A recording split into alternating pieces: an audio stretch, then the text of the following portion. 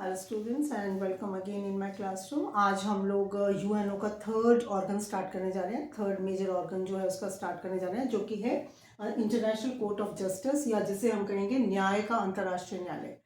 तो स्टार्ट करते हैं हम। किसी भी सोसाइटी में लॉ एंड ऑर्डर बना रहे, एक व्यवस्था बनी रहे, उसके लिए क्या ज़रूरी होती है, क्या चीज़ की ज़रूरत होती है? दो चीज़ों की ज़रूरत होती है। First, existence of proper law, वहाँ पर उचित एक विधि विद्यमान होनी चाहिए, और दूसरा, उस विधि को लागू करने के लिए एक संस्था होनी चाहिए। तो सुनिए, फर्स्ट क्या चाहिए? एग्जिस्टेंस ऑफ प्रॉपर लॉ, और दूसरा, machinery for enforcing it with including the sanctions. उसके साथ पेनल्टी या सैंक्शंस भी होनी चाहिए, शास्ति जिसको कहेंगे, या जिसे दंड कहा जाता है, वो भी होनी चाहिए। तो दो चीज़ों की ज़रूरत होती है। तो इसलिए इंटरनेशनल लेवल पर जो काम पहले स्थायी न्यायालय, जब फर्स्ट वर्ल्ड वॉर के बाद लीग ऑफ नेशंस एस्टैब्लिश किया गया था, राष्ट्र संघ की स्थापना की गई थी, जो अनफॉर्चुनेटली सक्सेसफुल नहीं रहा था। उसमें जो कोर्ट थी उसको स्थायी न्यायालय बोला जाता था, परमानेंट कोर्ट बोला जाता था। लीग ऑफ नेशंस में जो स्टार्ट हुई थी कोर्ट, उसमें स्थायी न्यायालय उसको बोला जाता था। तो सुनिए, इंटरनेशनल लेवल पर जो काम पहले स्थायी न्यायालय या परमानेंट कोर्ट, जो कि लीग ऑफ नेशंस के अंडर में बनाया गया था, वो काम करता था, उसी शहर में, उसी सिटी में, उसी जगह और उसी हॉल में इंटरनेशनल कोर्ट ऑफ जस्टिस ने उसकी जगह ले ली। मतलब उसी जगह पर जहां पर पहले लीग ऑफ नेशन का स्थायी न्यायालय या परमानेंट कोर्ट काम करता था, उसी जगह पर अब इंटरनेशनल कोर्ट ऑफ जस्टिस ने जगह ले ली। यह कहाँ पे स्थित है? ये हॉलैंड में, हॉलैंड जो कंट्री है उसमें हेग जो जगह है, उसमें पीस पैलेस में, पीस पैलेस हेग हॉलैंड में ये स्थित है। New court was inaugurated on same date, April 18th 1946, on which the permanent court ceased to function। जब 18 अप्रैल 1946 में स्थायी न्यायालय ने काम करना बंद किया, सीज हो गया, वो बंद हो गया, तो उसी दिन उसी जगह पर उसी हॉल में जो इंटरनेशनल कोर्ट ऑफ जस्टिस था उसने काम करना स्टार्ट कर दिया। The retiring president of the permanent court, जज गैरेरो, जो कोर्ट परमानेंट कोर्ट सीज हुई थी, बंद हुई थी, उसके जो रिटायरिंग प्रेसिडेंट थे, वहां के अध्यक्ष जो थे, जज गैरेरो।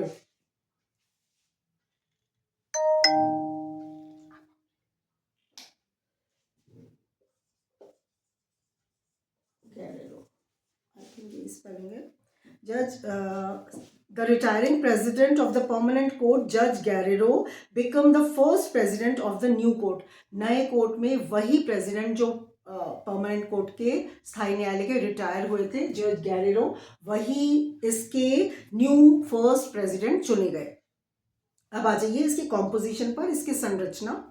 The International Court of Justice consist of 15 जजेस, इसमें 15 जज होते हैं, which are elected by the general Assembly and Security Council, जो महासभा और सिक्योरिटी काउंसिल या सुरक्षा परिषद के द्वारा चुने जाते हैं। इनका कार्यकाल 9 साल का होता है। 9 ईयर्स जो टर्म है इनकी, वो 9 ईयर्स की है, एंड कैन ऑल्सो बी री इलेक्टेड, वो दोबारा से भी री इलेक्ट भी हो सकते हैं। 5 जजेस परमानेंट, जो 5 जज हैं, इसमें से 9 में से 5 जजेस जो परमानेंट मेंबर हैं सिक्योरिटी काउंसिल के, जो 5 सुपर पावर्स हैं, उनमें से लिए जाते हैं। और ऐसा ध्यान रखा जाता है, जो कॉम्पोजिशन है वो इस तरीके से की जाती है कि अमेरिका, यूरोप, अफ्रीका और एशिया, इन सब का रिप्रेजेंटेशन, मतलब रिप्रेजेंटेटिव्स इसमें आ सकें, इस तरीके से उसकी कॉम्पोजिशन की जाती है। कोर्ट के जो डिसीजंस हैं वो मेजॉरिटी से लिए जाते हैं, बहुमत से लिए जाते हैं। कोर्ट अपने प्रेसिडेंट और वाइस प्रेसिडेंट को, अपने अध्यक्ष और उपाध्यक्ष को 3 साल के लिए इलेक्ट करता है। टर्म कंप्लीट होने पर उन्हें री इलेक्ट या दोबारा से भी इलेक्ट उनको चयनित किया जा सकता है। और इसमें जो हमारे इंडियन जो जज रहे उनके बारे में थोड़ा बताती हूँ मैं आपको। 6 फरवरी 1982 6 फरवरी 1982 को doctor Nagendra Singh of India री इलेक्ट हुए थे 9 ईयर्स के लिए एज अ जज। री इलेक्ट हुए थे 1982, 6 फरवरी 1982 को डॉक्टर नगेंद्र सिंह 1982 में री इलेक्ट हुए थे। 14 फरवरी 1985 को इंडिया कि जज, हाँ ये मैंने बोल दिया, इलेक्ट हुए थे। और ही remained president of the court until Feb 1988। उनको 1988 तक जज रहे, जबकि उनको उनका टर्म 91 तक था। 82 से हुए तो 9 साल के लिए 91 में उनको रिटायर होना था। But unfortunately he died on 11 दिसंबर 1988। 11 दिसंबर 1988 को उनकी हेग में मृत्यु हो गई अनफॉर्चुनेटली। और उनकी जगह पर मिस्टर RS पाठक को फरवरी 91 तक इंटरनेशनल कोर्ट ऑफ जज के रूप में इलेक्ट किया गया। तो मतलब 3 साल के लिए दूसरे जज उनकी जगह पर 91 तक इलेक्ट मतलब किए गए। तो इंडियन कंट्रीब्यूशन आपको मैं बता रही थी। इसके बाद आ जाइए कि कौन सा लॉ लागू होता है या अप्लाई किया जाता है। Law applied by international Court of justice. जब जस्टिस दिया जाता है, न्याय दिया जाता है, तो किस तरीके की कौन से लॉज को, कौन सी विधि को उसमें लागू किया जाता है या उसको यूज किया जाता है, अप्लाई किया जाता है, उसके बारे में सुनिए। अंतर्राष्ट्रीय न्यायालय द्वारा लागू की जाने वाली विधि, आर्टिकल 38(1) ऑफ स्टैट्यूट, जो संविधि है यूएनओ की, उसके आर्टिकल 38(1) में जो बताया गया है, ये कहते हैं कि जो भी डिस्प्यूट कोर्ट के सामने लाया जाएगा उसे इंटरनेशनल लॉ के अकॉर्डेंस में सॉल्व किया जाएगा। और ये जो 3-4 आपको मैं बताने लगी हूँ सोर्सेज, इन सोर्सेज को यूज अप्लाई करते हुए, इन सोर्सेज को इंजॉय मतलब इसको यूज करते हुए जजमेंट दिया जाता है। फर्स्ट इसमें यूज किया जाता है, अप्लाई किया जाता है इंटरनेशनल कन्वेंशंस, जो अंतर्राष्ट्रीय अभिसमय हैं या जो ट्रीटीज जिनको कहते हैं, अंतर्राष्ट्रीय संधियां इसमें अप्लाई की जाती हैं, यूज की जाती हैं, लागू की जाती हैं। इसके अलावा डिस्प्यूट्स को सॉल्व करने के लिए सेकेंडली इंटरनेशनल कस्टम्स, जो अंतर्राष्ट्रीय प्रथाएं हैं, उनके माध्यम से जस्टिस दिया जाता है। और क्या किया जाता है, thirdly the general principles of law recognized by civilized nations, जो सभ्य राष्ट्रों द्वारा स्वीकृत विधि के सामान्य नियम है, उनके आधार पर जजमेंट दिया जाता है।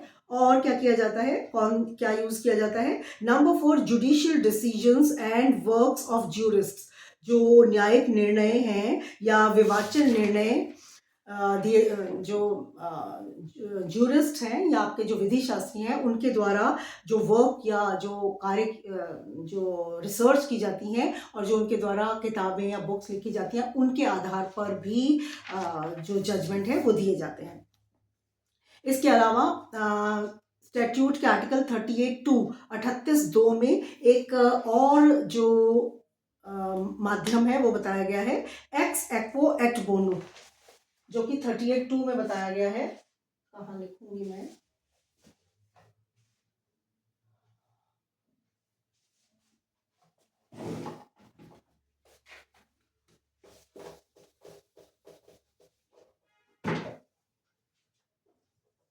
एक्स एक्वो ACQUO एट बोनो। ये 38(2) में आपका एक और आधार दिया गया है, कभी कभी शॉर्ट नोट में आ जाता है, इसलिए मैंने लिखा है एक्स एक्यू एट बोनो, इसको कहा जाता है। सुनिए, 38(1) के बावजूद, अगर जो 38(1) में मैंने आपको पहले बताए हैं जो आधार, उनके अलावा यदि पक्षकार राजी हो, अगर वो अग्री हो, तो न्यायालय किसी वाद में उपर्युक्त स्रोतों को नजरअंदाज करके अन्य आधारों पर भी निर्णय दे सकता है। एक्स एक्वो एट बोनो का मतलब है कि जो आधार 38(1) में बताए गए हैं, अगर पक्षकार राजी हो तो उन आधारों के अलावा भी जो जजमेंट है वो किसी और आधार पर भी दी जा सकती है। ऐसा एक्स एक्वो एट बोनो के आधार पर दिया गया डिसीजन बोला उसे, इसके आधार पर दिया गया, एक्स एक्वो एट बोनो के आधार पर दिया गया डिसीजन कहा जाता है। In a case where the parties agreed that the court may decide ex aequo et bono, in it relieves the court from the necessity of deciding in accordance with law at article 38(1). 38(1) के अलावा भी वो 38(1)(2) में बताए गए x aequo et बोनो के आधार पर, अपने विवेक के आधार पर या किसी अन्य आधार पर भी जजमेंट दे सकता है। इसके बाद आ जाइए ज्यूरिसडिक्शन या इसकी अधिकारिता पर। अधिकारिता से आप क्या समझते हैं, इसका ज्यूरिसडिक्शन से आप क्या समझते हैं? अधिकारिता से अभिप्राय न्यायालय की उस शक्ति पर से है जिससे वह किसी वाद में बंधनकारी निर्णय देता है, कि वो ऐसा निर्णय दे कि जो कि पक्षकारों पर बंधनकारी हो और वो बाउंड हो जाएं उस निर्णय को मानने के लिए। इंटरनेशनल कोर्ट को ये शक्ति राज्यों की सहमति से दी जाती है। अगर स्टेट खुद चाहते हैं, अपनी अपनी उनकी सहमति होती है, तो वो ऐसा jurisdiction international Court of Justice को देते हैं। यह वर्ल्ड के सभी स्टेट्स के लिए खुला है, कोई भी इसमें आ सकता है। स्टैट्यूट के आर्टिकल 34 के अकॉर्डिंग केवल स्टेट्स ही अपनी प्रॉब्लम्स इसमें ला सकते हैं। इसका इट मीन्स कि जो इंडिविजुअल्स हैं, इंडिविजुअल्स अपनी प्रॉब्लम्स के लिए इसमें केस फाइल नहीं कर सकते। बिसाइड्स द स्टेट्स, अगर मतलब इंडिविजुअल या कोई व्यक्तिगत रूप से व्यक्ति यहाँ आकर अपना केस फाइल नहीं कर सकता, सिर्फ स्टेट्स ही ऐसा कर सकते हैं। बिसाइड्स द स्टेट्स मतलब स्टेट्स के अलावा the organs of international organization, अगर इंटरनेशनल ऑर्गेनाइजेशन जो हैं उनके कोई ऑर्गन्स एंड स्पेशलाइज्ड एजेंसीज, अगर कोई विशेष एजेंसियां हैं, ये भी may also request the court to give its advisory opinion on legal matters. वो जो स्पेशलाइज एजेंसियां हैं या इंटरनेशनल ऑर्गेनाइजेशंस जो हैं, अंतर्राष्ट्रीय संगठन जो हैं, उनके अंग या ऑर्गन्स आकर इनसे सलाहकारी मत के लिए मतलब इनसे सलाहकारी मत ले सकते हैं। अब आ जाइए, ज्यूरिसडिक्शन ऑफ द कोर्ट में be divided into 2 categories. Main 2 categories है, थर्ड इसका ट्रांसफर्ड है, तो 3 कह सकते हैं आप। तो कोर्ट में भी ज्यूरिसडिक्शन ऑफ द कोर्ट में be divided into 3 categories. First is contentious jurisdiction, जिसको आप कहेंगे विवादास्पद अधिकारिता। Second is advisory jurisdiction and third is transferred jurisdiction. तो फर्स्ट जो कंटेंशियस ज्यूरिसडिक्शन है वो फर्दर डिवाइडेड इनटू 2 पार्ट्स, वो आगे 2 पार्ट्स पर फर्दर डिवाइडेड हो गया। फर्स्ट इज वॉलंटरी, जिसको आप स्वैच्छिक कहेंगे, voluntary contentious jurisdiction, and second is optional contentious jurisdiction, जिसको वैकल्पिक कहेंगे आप। सुनिए, वॉलंटरी ज्यूरिसडिक्शन जो है स्वैच्छिक अधिकारिता 36(1) जो 36(1) में बताई गई है, मैंने आई थिंक लिखा है, हाँ, इसके 36(1) में चार्टर के आर्टिकल 36(1) में बताई गई है जो वॉलंटरी ज्यूरिसडिक्शन है। इसमें कौन से केसेस आते हैं? वे सभी केसेस जो पार्टीज इसे रेफर करती हैं, जो स्टेट्स हैं, पार्टीज हैं जो इसे रेफर करती हैं, वो इसमें आते हैं। और इसके अलावा कौन से आते हैं? चार्टर द्वारा इसे सौंपे गए, जो चार्टर इन्हें सौंपता है, जैसे all matters specially provided to it in the charter और in treaties and conventions in force, तो वो आते हैं जो कि चार्टर इन्हें इसे खुद सौंपता है। उसके बाद आ जाइए ऑप्शनल जो है इसका वैकल्पिक, जो कि 36(2) में दिया गया है। तो according to member state declare, इसमें डिक्लेयर कर सकते हैं कि कोर्ट को जो फॉलोइंग मैटर्स हैं मैं आपको बताती हूँ, इनमें इसको वैकल्पिक या फिर ऑप्शनल ज्यूरिसडिक्शन दिया जाता है। इनमें फर्स्ट है इंटरप्रिटेशन ऑफ द ट्रीटी, अगर किसी संधि का निर्वचन करना है तो वो इसको वैकल्पिक अधिकार उसमें है। इसके अलावा secondly any question of international law, अंतर्राष्ट्रीय न्यायालय का कोई भी क्वेश्चन इसमें आ सकता है, स्टेट इसे रेफर करते हैं जो। और thirdly breach of international obligations, अगर अंतर्राष्ट्रीय उत्तरदायित्व का उल्लंघन किया गया है, ब्रीच किया गया है, तो वो वाले मैटर्स इसमें आते हैं 36(2) में। और इसके अलावा lastly compensation for the breach of the obligation, अगर किसी ऑब्लिगेशन का, किसी बाध्यता का ब्रीच किया गया तो उसमें कितनी क्षतिपूर्ति या कितना कॉम्पेंसेशन दिया जाएगा, दिया जाना मतलब किसी कोई स्टेट कितना कॉम्पेंसेशन उसमें किसी स्टेट को देना होगा, ये बताया जाता है। तो ये भी इसमें इसके ऑप्शनल ज्यूरिसडिक्शन में आता है। इसके बाद आ जाइए इसका एडवाइजरी ज्यूरिसडिक्शन जो है, जो इसका सलाहकारी इसकी अधिकारिता है। द जनरल असेंबली और द सिक्योरिटी काउंसिल, महासभा और सुरक्षा परिषद जो है, may request the court to give an advisory opinion on legal question, किसी भी विधिक प्रश्न पर जो महासभा है और जो सुरक्षा परिषद है वो इसका सलाहकारी मत ले सकता है। और जो अदर और दूसरे ऑर्गन्स हैं, दूसरे अंग हैं यूएनओ के, तो other organs of UN and specialized agencies में authorized by General Assembly may also request advisory opinion of the court on legal question arising within their activities, अगर कोई दूसरे ऑर्गन्स यूएन के या फिर कोई जो विशेष एजेंसियां हैं, अगर वो चाहें इनका सलाहकारी मत लेना, तो वो उन्हें ऑथराइज कर सकता है, उन्हें प्राधिकृत किया जा सकता है महासभा के द्वारा कि वो इसका कोर्ट का परमानेंट को इसका कोर्ट ऑफ जस्टिस का, इंटरनेशनल कोर्ट ऑफ जस्टिस का सलाहकारी मत वो ले सकते हैं। इसके बाद आ जाइए लास्ट जो इसका ज्यूरिसडिक्शन है, दैट इज ट्रांसफर्ड ज्यूरिसडिक्शन। तो ये आता है 36(5) में, 36(5) में इसका ट्रांसफर्ड या अंतरित अधिकारिता आती है। जिन केसेस में लीग ऑफ नेशंस के परमानेंट कोर्ट को ज्यूरिसडिक्शन था, जब लीग ऑफ नेशन का परमानेंट कोर्ट रन करता था, चलता था, तो उन्हें जिन मैटर्स में ज्यूरिसडिक्शन दिया गया था, उसके वाइंड अप होने के बाद, जब वो कोर्ट बंद सीज हो गया, वाइंड अप हो गया, जब उसने काम करना बंद कर दिया, तो इंटरनेशनल कोर्ट ऑफ जस्टिस को वो सारे मैटर्स ट्रांसफर हो गए।